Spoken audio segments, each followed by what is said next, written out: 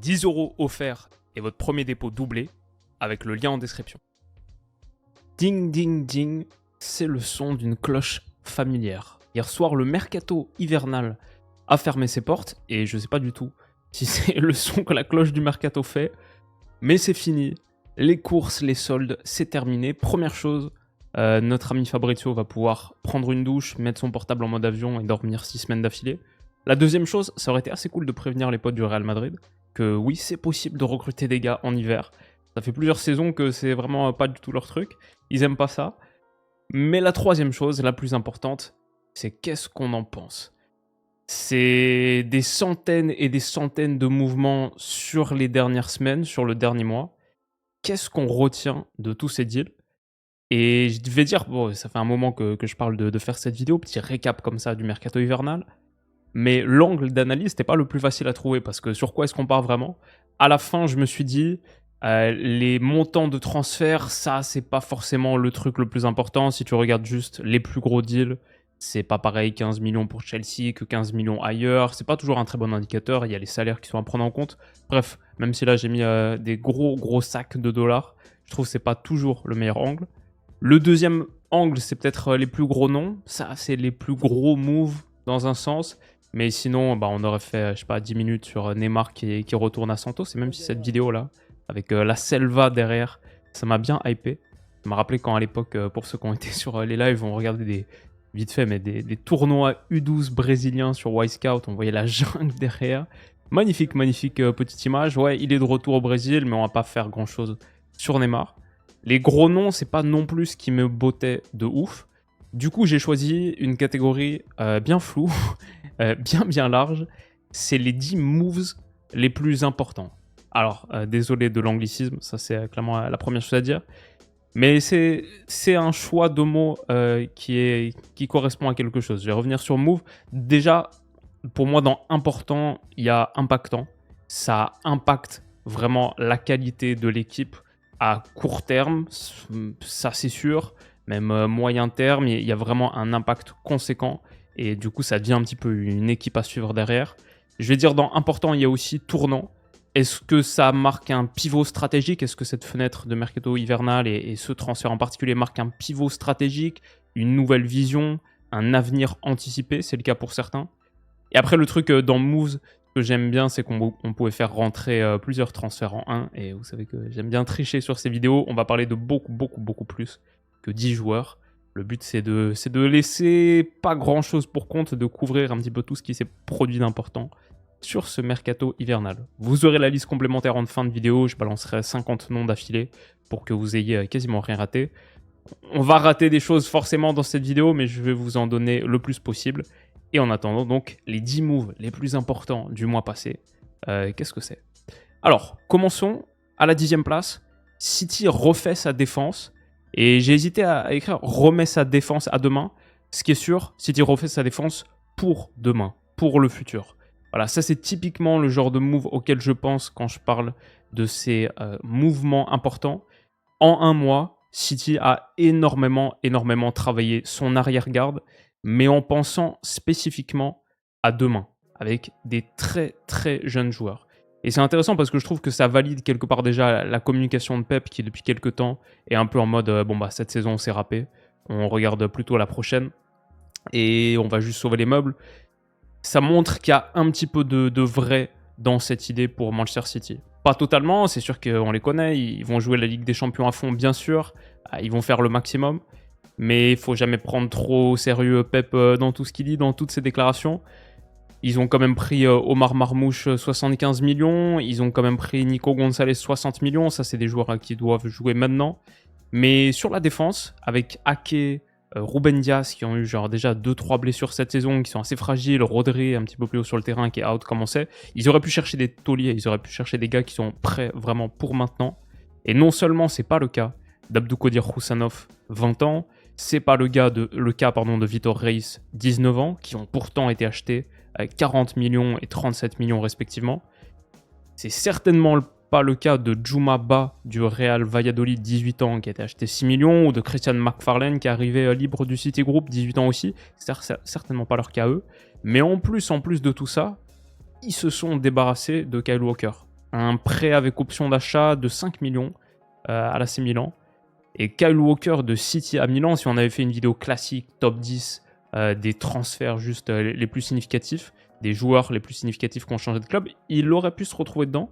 C'est un move significatif, il va d'un club de Champions League à un autre.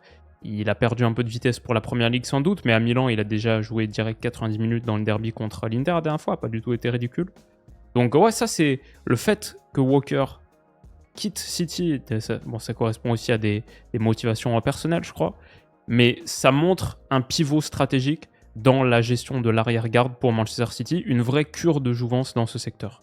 Et ils n'ont jamais hésité d'ailleurs à envoyer des gros chèques sur des défenseurs, ça a toujours fait partie de leur idée. Ils ont très souvent anticipé leurs besoins. De toute manière, ça prend du temps à intégrer. On sait, tous les modules de jeu de Pep Guardiola, ça prend parfois même quelques saisons. Donc ces moves-là de City, surtout Roussanov, Reis, peut-être Ba, peut-être McFarlane, etc.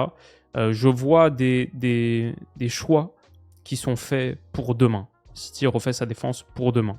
C'est le cas de ses prises défensives. Et pour Roussanov, ça n'a pas très très bien commencé.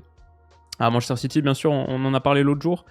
Mais j'ai plutôt confiance dans ces transferts. On avait fait il y a quelques semaines la vidéo où on avait étudié le rapport du CUS, le rapport de scouting mensuel.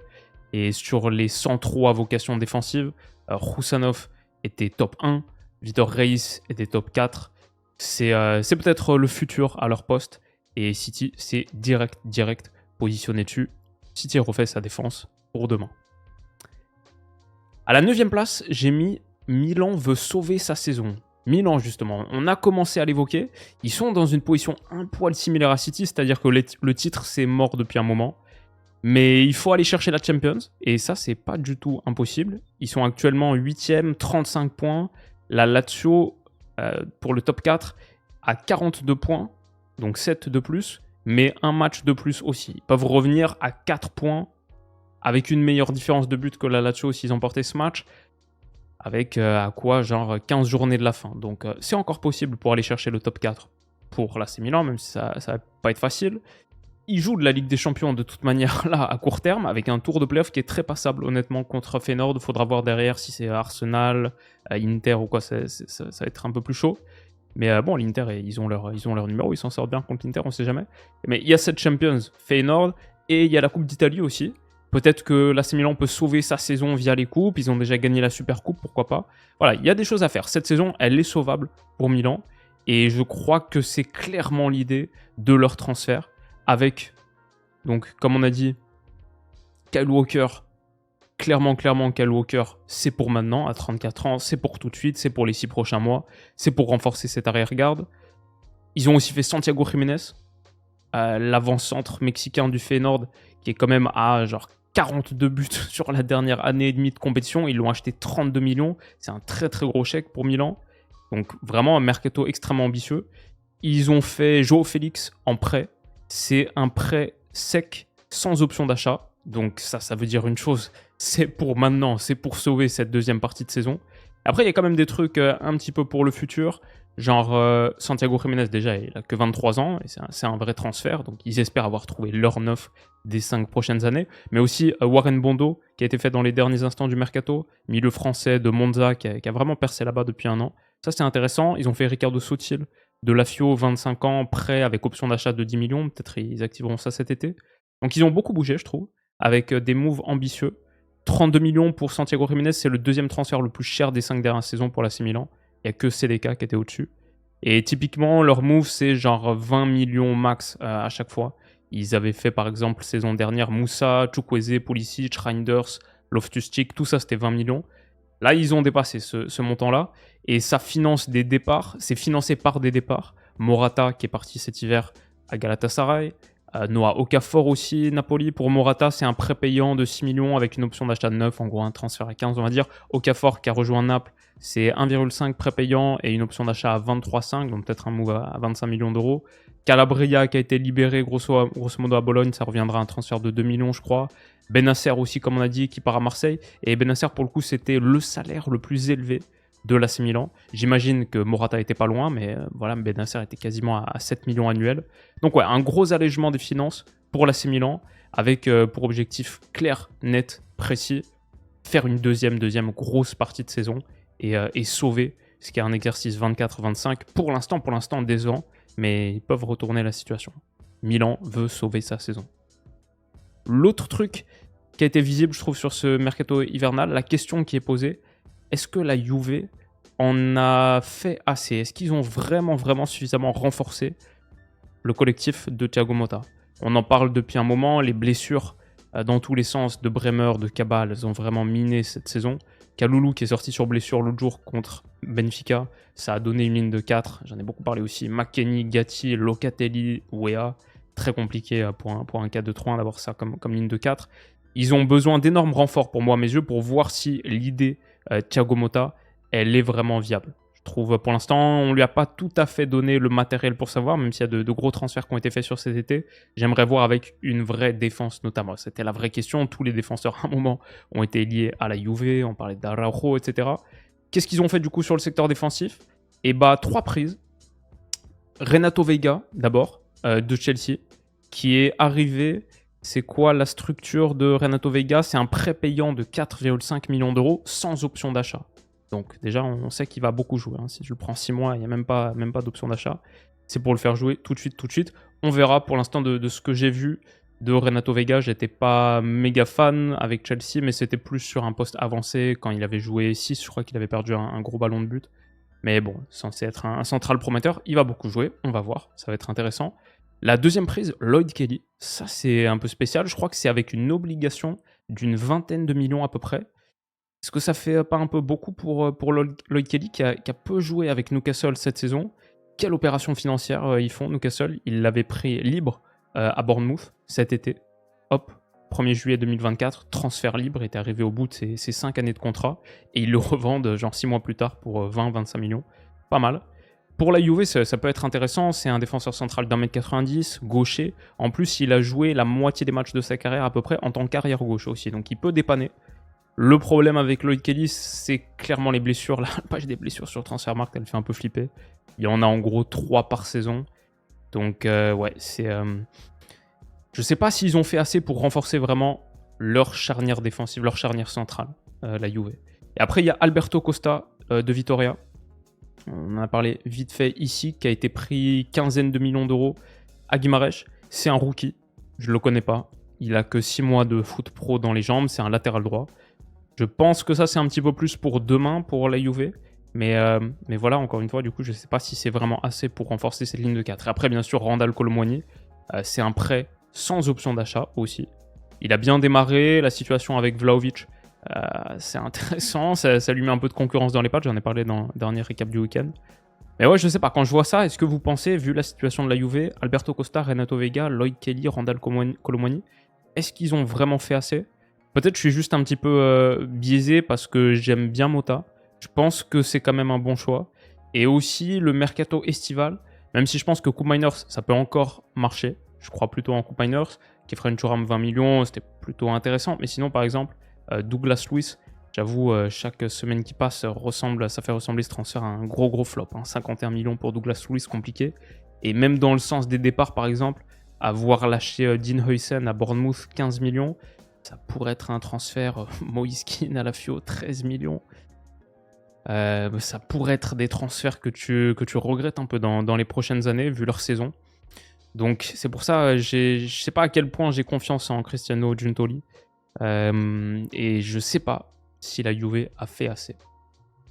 Par contre, discrètement, la Roma, qui a vécu un début de saison très turbulent, mais depuis l'arrivée de Ranieri, ils sont remontés, ils étaient à un moment 15e, ils sont remontés actuellement à la 9e place. Ils sont sur 7 matchs sans défaite en Serie A, 4 victoires et 3 nuls. Et les 3 nuls, c'est contre Milan à San Siro, c'est contre Bologne à Bologne, c'est contre Naples, le leader. Ils ont battu l'Eintracht Francfort dans l'eau aussi. Donc franchement, c'est pas trop mal la situation récente de la Roma. Ils ont un match de Coupe d'Italie demain contre l'AC Milan, très important, quart de finale. Ils vont jouer aussi de la Ligue Europa Playoff contre Porto, c'est un top match ça, Porto-Roma. Et cet hiver, du coup, ils ont fait quelques moves intéressants. Je vais dire des petits jeunes. Je sais pas si c'est pour aujourd'hui, pour demain, mais que ce soit En Eredivisie, où ils ont pris Anas Salah Eddin, qui est assez coté, l'arrière gauche de Twente, ils l'ont pris 8 millions, 23 ans. Devine Range aussi, de l'Ajax, bien sûr, lui on entend parler depuis un moment, et franchement pour 5 millions, je trouve que c'est plutôt une bonne affaire. Et Lucas Gourna, qu'on connaissait à l'époque de Saint-Étienne, qui a été acheté à Salzbourg, je crois, prêt, mais option d'achat, un truc assez costaud, genre une quinzaine de millions peut-être, un truc comme ça. Et ouais, des joueurs de 23, 22, 21 ans. Le directeur sportif de la Roma, on le connaît, Laurent Gisolfi, qui est arrivé cet été. Il était un petit peu chamboulé, bousculé au début. Quelques acquisitions qui ne sont pas trop passées du côté des supporters. Il ne parlait pas italien, donc c'est un peu mal passé dans la presse. Mais ses passages à Lens et à Nice étaient positifs. On verra, c'est peut-être de bons coups qui ont été faits par une Roma qui revient pas trop mal récemment avec Ranieri, qui a dit qu'il allait prendre sa retraite à la fin de l'année quoi qu'il arrive, fin de la saison quoi qu'il arrive, à 73 ans aussi. Mais sur cette deuxième partie de saison, encore plus avec ce mercato hivernal, des petits coups qui vont pas faire beaucoup de bruit, mais qui pourraient être intéressants, je garderai un petit œil comme ça sur la Roma, et peut-être on va de plus en plus en parler dans les récaps du week-end. Aussi s'ils font un bon parcours en Europa, en Coupe d'Italie, il y a 2-3 choses à suivre du côté de la Louve. Et j'aurais pu parler d'autres loups aussi, ceux des les Wolves en première ligue, qui ont fait 2-3 trucs. Mais ouais, ces loups Giallorossi là m'intéressent beaucoup. Villa, 6ème dans notre classement. Villa, 3 points d'interrogation. C'est quoi un peu l'idée à Villa? J'avoue, j'ai du mal. Qu'est-ce que vous en pensez? Mais ce club-là qui me fait un petit peu penser à la saison qu'a fait Newcastle après leur qualif en Champions, voilà, Villa s'est qualifié pour la Ligue des Champions, retour en Champions, c'est magnifique, la belle vie en faisant top 4 de PL. La saison d'après, ça coince un petit peu en championnat, ils sont que 8ème, 3 matchs d'affilée sans victoire sur les 3 derniers, ils ont un goal average négatif. Ils vivent ça mieux que Newcastle sans doute, parce qu'ils n'ont pas été éliminés sur la première phase, ils ont accroché le top 8 même, donc ils ont des rêves à entretenir en Ligue des Champions. Mais c'est moi où ils ont un petit peu paniqué sur ce mercato. Je pense que ça va contre l'avis populaire. J'ai vu beaucoup de gens s'enflammer sur le mercato d'Aston Villa. Et à la rigueur, vendre John Duran 77 millions à Al Nassr, je pense que c'est limite une situation dans laquelle il n'était pas refait de se retrouver. Mais à partir du moment où il y a un club qui est prêt à mettre 80 millions sur ton 9 remplaçant, oui, je comprends qu'il le fasse. Ça c'est logique. C'est juste un trop gros chèque. Et 6 mois en plus après avoir lâché Diaby 60 millions à l'Etihad, ils ont les contacts qu'il faut dans cette partie du monde. Ça leur permet d'avoir quelques petits sous à dépenser. Mais du coup, là, j'ai l'impression qu'ils ont un petit peu tiré sur tout ce qui bouge. Malone, 25 millions à la rigueur, ok. C'est un gars qui a joué une finale de Ligue des Champions, même si que 10 minutes il y a quelques mois. Donc, je comprends un peu l'idée. C'est 3 buts en Bundesliga cette saison, mais ok, il va avoir 26 ans bientôt. Il est encore jeune, relativement pour un attaquant. C'est Daniel Malen et c'est que 25 millions. À la rigueur, ça va. Mais quand je vois Marcus Rashford, Marco Asensio, qui n'ont pas joué depuis 3 mois, Axel Disasi, je sais qu'ils ont besoin d'un central, peut-être même plus que d'un, parce que c'est l'hécatombe. Pau Torres blessé, Mings blessé, House blessé. Il y a aussi... Où est-ce qu'il est? Il est parti au Fener, Diego Carlos. Et ça, il s'y attendait peut-être pas forcément non plus. Mais vraiment, c'est Disasi le gars sur lequel tu pars. Je vais dire que je fais plus confiance au jugement de Monchi et d'Unai Emery qu'au mien. Donc c'est pour ça que je suis pas si rédhibitoire. Je vais pas les condamner d'emblée. Et c'est vrai qu'ils ont beaucoup de blessés, ça c'est sûr. Même Watkins est blessé pendant quelques temps, là, quelques semaines. C'est vrai que 77 millions pour Duran, c'est impossible à refuser. Et derrière, tu te dis, il faut qu'on en profite pour réinvestir. Peut-être qu'ils savent ce qu'ils font. Peut-être qu'un gars comme Andrés Garcia de Levante, qui a été acheté 7 millions du coup en deuxième division, que je connais pas du tout, peut-être c'est très intéressant. Mais sur le papier, j'avoue, je suis pas hyper convaincu par le mercato hivernal de West Ham. On verra s'ils me font mentir. Ils ont de très belles échéances qui arrivent. Mais pas méga convaincu. Ils savent sans doute mieux que moi ce qu'ils font. Mais peut-être que ceux qui confondent un petit peu Villa avec West Ham vont continuer de les confondre. Parce que les prises là sur le mercato estival, je ne sais pas à quel point elles vont être payantes. On verra. On arrive dans la première partie des choses qui m'intéressent le plus. Et d'abord, il y a un club en Ligue 1 qui a appuyé sur le bouton Reset. Clairement, nos amis de Rennes, c'était la catastrophe cette saison. Ils étaient au fond du trou. Ils ont enchaîné, il n'y a que du rouge. Hein. Quand tu regardes leur dernier match, à un moment, ils ont perdu 4-0 contre Auxerre. 5 défaites d'affilée, éliminés en Coupe de France par 3. C'était vraiment le désastre. Ils étaient 16e de Ligue 1 avant ce week-end. Barragiste, ça va vraiment lutter pour le maintien, Rennes. Habib Bailly est arrivé. Ils ont gagné pour sa première sur le banc. Même si c'était pas un match parfaitement maîtrisé contre Strasbourg. Ils ont gagné. Et ils ont absolument tout changé au mercato. Ils ont changé tout le club. Le bouton reset total. Ils ont désormais avec Brice Samba un nouveau gardien. Ils ont avec Anthony Rouault le meilleur central de Stuttgart niveau Ligue des Champions cette saison. Ils ont refait leur défense centrale. Ouais, totalement. Qu'est-ce qu'ils ont fait d'autre? Parce qu'ils ont pris Lilian Brassier aussi. Brassier, Rouault. Ouais, voilà, Brassier, c'était... équipe type de Ligue 1 quasiment, comme qu'est-ce qu'on peut mettre là-dedans à une époque, Brice Samba, Seko Fofana aussi, c'était équipe type de Ligue 1. Ils ont pris Furuhashi, Kyogo Furuhashi, le meilleur joueur de Premiership saison 2022-2023, et même avant son transfert, c'était le deuxième joueur le plus coté du championnat écossais. Donc ouais, des très très gros moves. Ismaël Koné aussi, ça n'a pas du tout marché pour lui à l'OM, mais sur le papier, moi j'aime bien. Je pense que vraiment il y a du talent là. Ils ont refait leurs ailes aussi, Moussa Tamari, avec Kyogo. Donc je sais pas ce que ça va donner, mais tu changes d'entraîneur, tu changes quasiment tous les joueurs. À la mi-saison, ils tentent un truc, c'est clair, et très très curieux de voir ce que donne le bouton reset pour Rennes. C'est un petit peu une folie en vrai ce qui vient de se passer, avec les départs en plus de Gouiri, de Grombeck qui venait d'être pris, hop, il repart en prêt. Østigard, Henrik Meister, voilà, tout ça, ça repart. Donc Jota aussi au Celtic. Voilà, très très intéressant Rennes, et bon, je pense pas du tout qu'ils vont descendre, mais qu'est-ce qu'ils peuvent faire pour sauver un petit peu leur saison? Qu'est-ce qui serait une saison réussie? C'est intéressant, ouais. Très très curieux de voir nos amis rennais. United attend l'été, ça j'ai mis à ma 4ème place sur 10, parce que je vais pas dire c'est comme le Real Madrid, mais ce mercato hivernal, ils ont été relativement par rapport aux moyens potentiels, relativement précautionneux. Ils sont 13e de Première Ligue, certes. L'Europe, ça paraît un peu compromis, on ne sait jamais. Mais il y a encore la FA Cup pour eux, il y a encore l'Europa League. C'est une cata United en ce moment. Ils font jouer Menu en pointe ce week-end contre Crystal Palace et ils perdent 2-0. Et autant je veux pas trouver d'excuses à Amorim, autant je pensais que Cirkzee, par exemple, ça marcherait mieux. Même Rasmus Højlund, c'est incroyable de se retrouver dans cette situation avec Menu en off. Mais malgré tout ça, ouais, je trouve que l'effectif est pas assez bon. En plus, ils ont perdu Lisandro Martinez sur blessure, c'est les croisés, donc saison terminée pour lui. Et du coup, quand tu regardes tout ça et que tu dis, leur mercato hivernal, c'est ça en fait. C'est un gars qui est pas encore pro. Et ok, Patrick Dorgu, qu'ils ont acheté 30 millions à Lecce, c'est censé être le nouveau Nuno Mendes pour Ruben Amorim. Il avait tellement été sur son système à 3 défenseurs centraux au Sporting.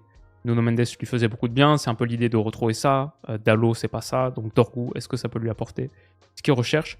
Mais ça semble un petit peu léger pour un club dans la situation de Manchester United. Je dis pas d'appuyer sur le bouton reset comme Rennes, mais ça semble un petit peu léger. Le truc, c'est qu'en se débarrassant de Marcus Rashford, c'est un prêt avec une option d'achat, je crois, autour de 40 millions à Aston Villa.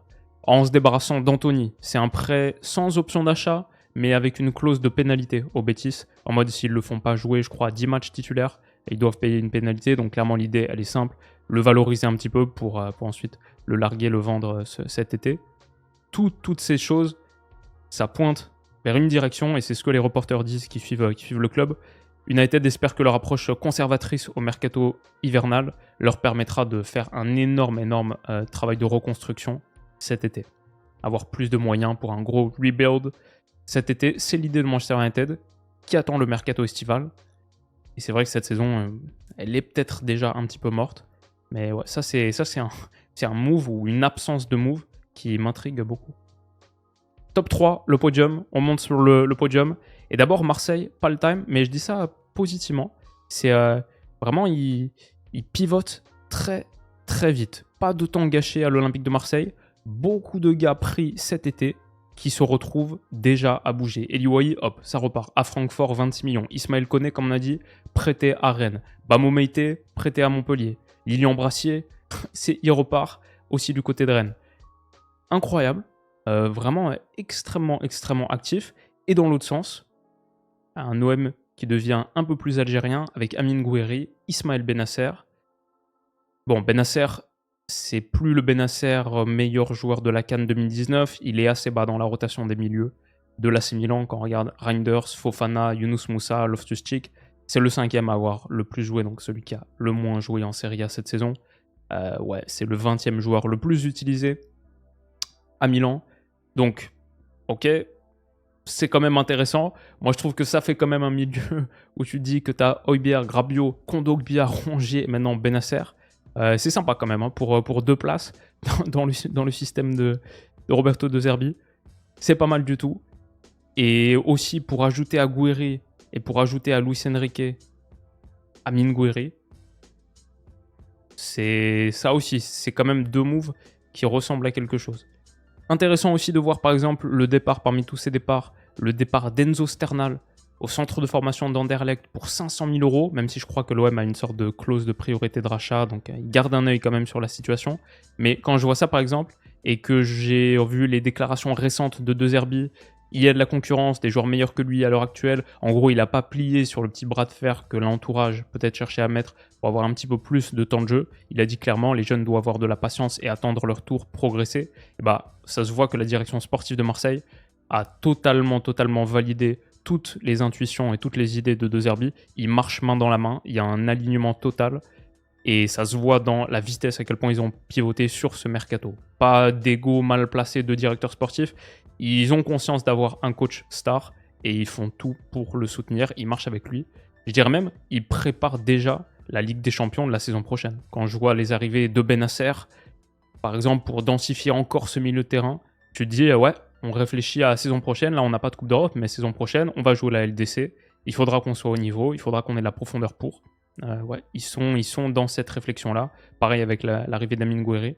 Donc ouais, je dirais pivot rapide comme ça, plus anticipation déjà de la saison prochaine. C'est du bon boulot, je trouve, à Marseille.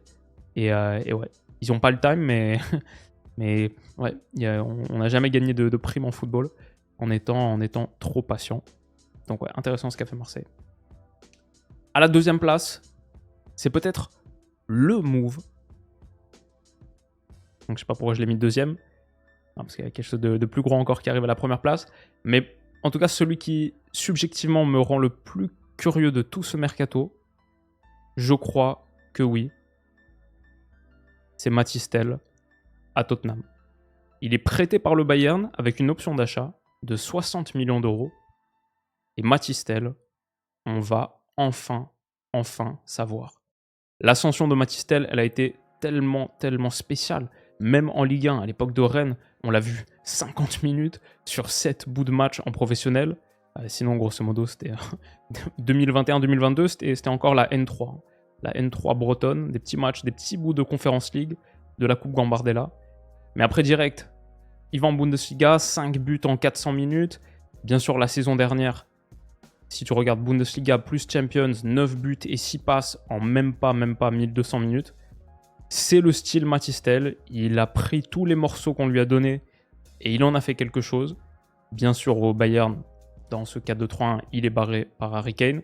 Mais il a toujours que 19 ans. Il aura 20 ans fin avril. Et il va arriver à Tottenham, dans un Tottenham extrêmement malade. Donc avec direct les clés offensives. Mathys Tel, il arrive ici et tout le monde est blessé à Tottenham. Timo Werner, Brennan Johnson, Odobert, même Solanke, il devrait revenir dans 2-3 semaines. Donc, l'équipe est à la dérive. Dans ce quatuor offensif, là, ce week-end, ils ont mis Mikey Moore à droite, Richarlison en pointe. L'opportunité, elle est là pour Mathys Tel. Et elle est vraiment énorme. Arrivé en Première Ligue, dans un club comme Tottenham, qui a quand même une certaine stature, avec le style offensif de Postecoglou, il va y avoir une énorme opportunité pour lui d'éclater au grand devant de la scène. T'enchaînes 3 matchs en Première Ligue avec des buts. Même si c'est un Tottenham qui va très mal en ce moment, et bah justement, il y a une place pour lui à prendre direct. Et par exemple, quand je vois que jeudi, il joue Liverpool à Anfield, demi-finale retour de League Cup, je m'attends à le voir jouer. Ce match. Après, ils vont jouer United en Première Ligue dimanche dans 10 jours. je m'attends à le voir jouer ce match. Il joue City à la maison, je m'attends à le voir jouer ce match. Je m'attends à le voir jouer tous les matchs d'ici la fin de saison. Parce qu'il a été pris, parce que c'est un énorme, énorme crack en puissance. Et avec Mathys Tel, bah, Tottenham, je ne sais pas s'ils vont régler leurs problèmes. Ça, c'est, je pense que les problèmes vont beaucoup plus loin que ça.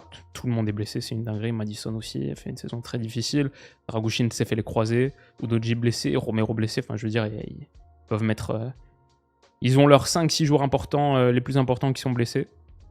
Mais ce chantier énorme, eh ben, c'est une aussi grosse opportunité pour Mathys Tel. En plus, Tottenham, ils ont aussi pris Kevin Danso. Ça, c'est pas mal. Kinski dans les buts. Un Coréen de Gwangwon FC, Min Hyuk Yang, que je connais pas. Je sais pas à quel point ils vont sauver leur saison. Mais par contre, l'idée de voir Mathys Tel avec du temps de jeu significatif, je suis extrêmement hypé par ce transfert. Et je pense que ça pourrait être un des gros coups du mercato hivernal.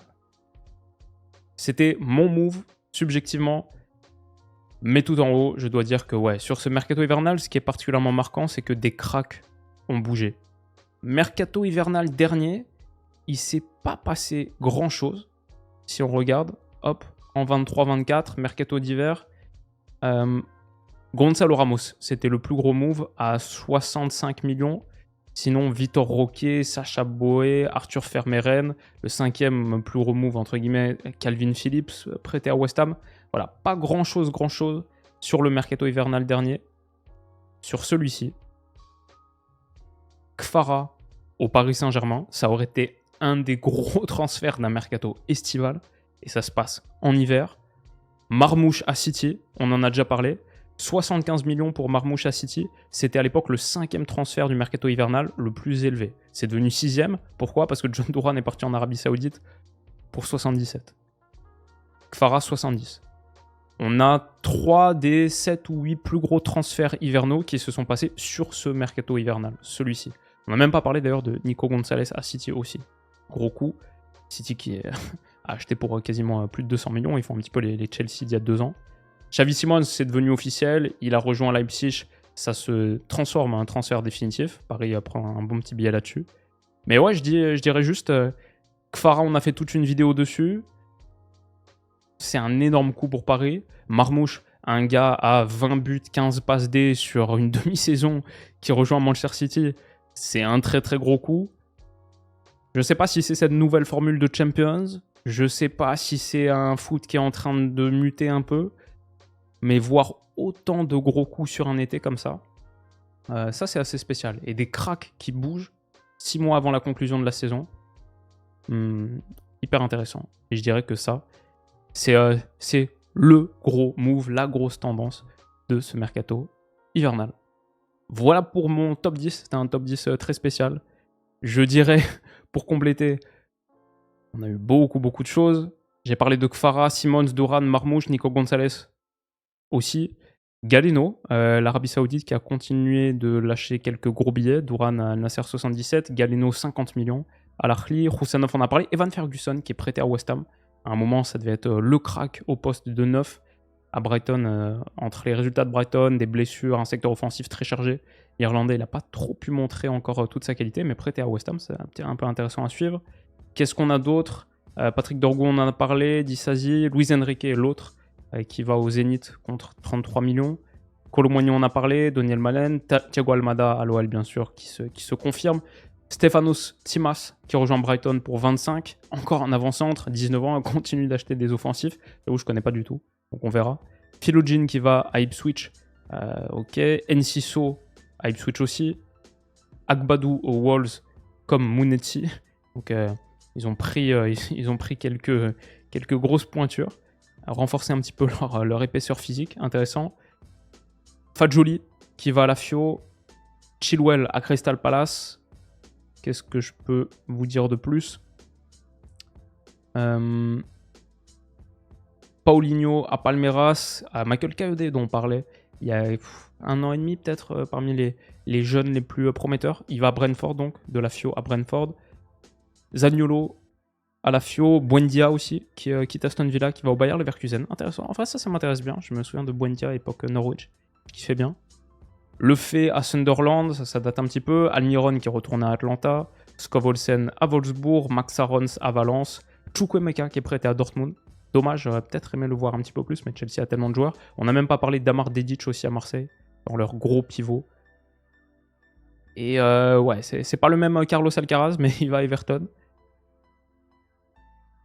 Benrahma en Arabie Saoudite. Marcus Edwards, ah ouais, à l'époque, le dribbleur fou, qui va à Burnley. Skriniar à Fenerbahçe. Et après, écoutez, je vous laisse.